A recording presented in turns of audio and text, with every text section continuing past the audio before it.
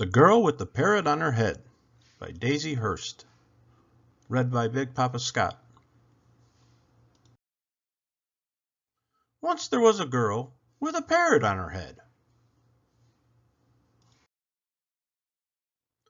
Her name was Isabel, and she had a friend named Simon, who was very good with newts.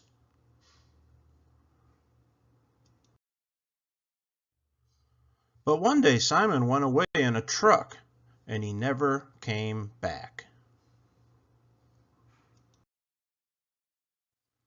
For a while Isabel hated everything.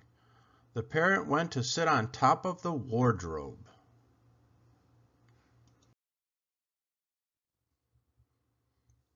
Until Isabel felt quiet inside and decided to like being on her own.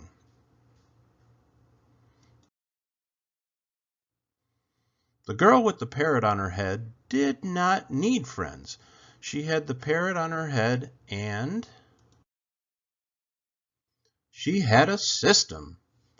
She sorted things out with the help of the parrot and pushed all the boxes to the corner of her room. Sometimes at night, the parrot felt worried about the boxes, especially the box of wolves. "Pa," said the girl with the parrot on her head, "don't be such a scaredy parrot." But secretly she was worried, too. She thought that one of the wolves might be too big for the system. So when she found the biggest box she ever seen, the girl with the parrot on her head called out, "Aha! This box is perfect for that wolf." However, something was already inside. "Oh," said Isabel, "is this your box?" "Sort of," said the boy.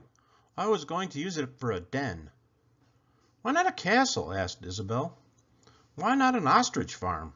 Or a space station next to the moon?"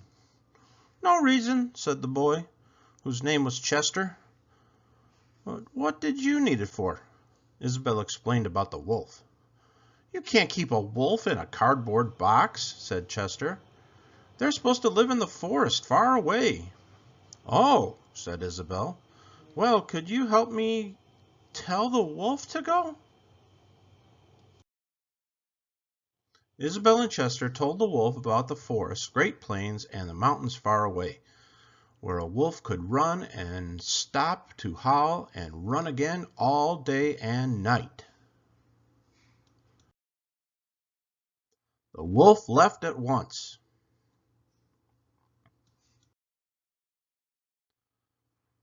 "So," said Chester, "how about this box?"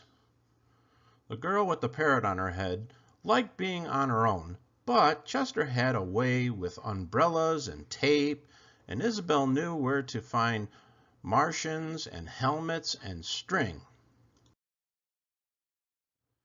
And the space station really needed 2 astronauts and a parrot with a teacup on its head. The end.